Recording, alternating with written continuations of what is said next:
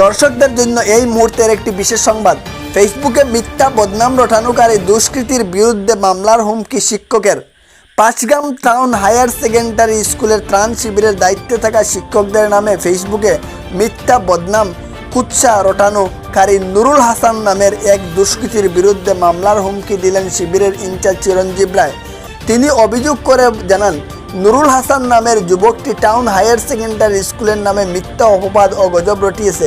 এছাড়া শিবিরে আশ্রিত বন্যার্থ লোকদেরকে উস্কানি দিয়ে গণ্ডগোল পাকিয়ে ত্রাণ সামগ্রী ছিনিয়ে নেওয়ার চেষ্টা চালায়। নুরুলের ইন্দোরে তার এক প্রতিবেশী মহিলা ত্রাণ সামগ্রী বলপূর্বকভাবে ছিনিয়ে নিয়ে যায়।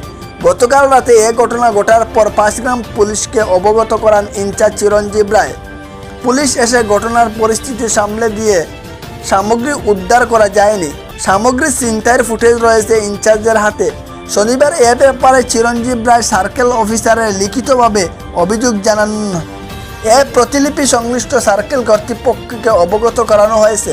এদিকে আলগাপুরের বিধায়ক Haji Nizamuddin Chowdhury Panchgram town higher secondary স্কুলের ত্রাণ শিবিরে আশ্রিত বন্যার্থী লোকদের খোঁজ খবর নেন। এছাড়া শিবিরের দায়িত্বে থাকা শিক্ষকদের বিরুদ্ধে বদনাম রটানোকারীদের কঠোর হতে দমনের হুঁশিয়ারিও দেন। শিক্ষকরা সঠিকভাবে দায়িত্ব পালন করে যাচ্ছেন, এখানে কোনো দুর্নীতির প্রমাণ পাননি বলে জানান নিজাম উদ্দিন চৌধুরী। বিস্তারিত দেখুন হাইলাকান্দি থেকে পাঠানো আমাদের প্রতিনিধি সুপ্রিয়ান ডায়েসের রিপোর্টের মাধ্যমে। SP24 টিভির পর্দায়। যখন সরকারের যতটুকু ব্যবস্থা নিবার তৈরি করে দিয়েছে ডিসি মহোদয় যেটা ব্যবস্থা নিচ্ছে এখানে রিলিফের চাউল ডাল দেওয়ার, কিন্তু এখানে দেখা গেছে কিছু মানুষ এখানে একদম মানে উশৃঙ্খলা সৃষ্টি করছে। কালকে যে মাস্টারগুলোর বিরুদ্ধে কালকে যে একটা খুশা রটাইছে যে মাস্টারগুলোর চাউল আগে এনে না দিয়ে ওইগুলো একদম মিশা কথা। এখানে মানুষের পেরেশানি করলেন মাস্টারগুলোরে। এর লাগি আমি এখানে আইছি, আইয়া আমি অলরেডি কইছি যারা শিবিরের মানুষ আছে বা জলে ডুবা যেগুলো ঘরের মানুষ আছে এখানে গার্জেন সকল আইতে লাগবো। ছোট ছোট বাচ্চারা দিলে হইতো না, গার্জেন সকলে চাউল নিতে আইয়া সিরিয়াল মতো নিয়ম নীতি মতো নিতে লাগবো। একটা ওইটাই লোকে আমরা কি রিলিফ বন্টন করা হয়েছে। আমি পাঁচগ্রাম টাউন হায়ার সেকেন্ডারি স্কুলের রিলিফ ক্যাম্পের ইনচার্জ শ্রী চিরঞ্জীব রায়। আমরা খুব সুন্দরভাবে আমাদের এখানের মধ্যে চাল বন্টন করেছি। তার মধ্যে আমরা কোনো দুর্নীতি কোনো কিছু করিনি। যদি কেউ মিথ্যা অপপ্রচার করে থাকে তাদের বিরুদ্ধে আমরা ডিসির কাছে আইনগত ব্যবস্থা করার জন্য আমরা পদক্ষেপ নিয়েছি। এরকম যদি কেউ কোনো প্রমাণ দিতে পারে যে আমরা চাউল অথবা কোনো কিছুর মধ্যে আমরা নিয়ম বহির্ভূত কাজ করেছি, তার জন্য এখানে আসুক, আমাদের রিলিফ ক্যাম্পের মধ্যে এসে তদন্ত করুক। তদন্ত করে যদি আমাদের কোনো কিছু ব্যবস্থা করতে পারে আমরা মাথা পেতে সেগুলো বহন করে নিয়ে যাব।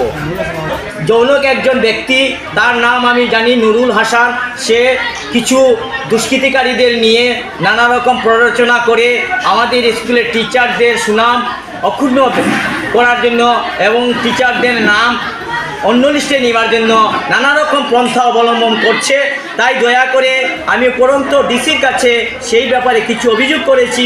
আশা করি সে ডিসি মহোদয়ের পক্ষ থেকে সেটাকে তদন্ত করে উপযুক্ত তার ব্যবস্থা করা হবে। এই যে স্কুলে পাঁচগ্রাম টাউন স্কুলে যে চাউল ডাল দেওয়া হচ্ছে, এইগুলো কি কি চাউল, কি কারণে দেওয়া হচ্ছে? এগুলো সাধারণত শরণার্থী যারা বন্যায় প্লাবিত হয়েছে তাদেরকে আমরা 318টা পরিবারের মোটামুটি 1500 থেকে 1600 মানুষকে আমরা চাল বন্টন করেছি।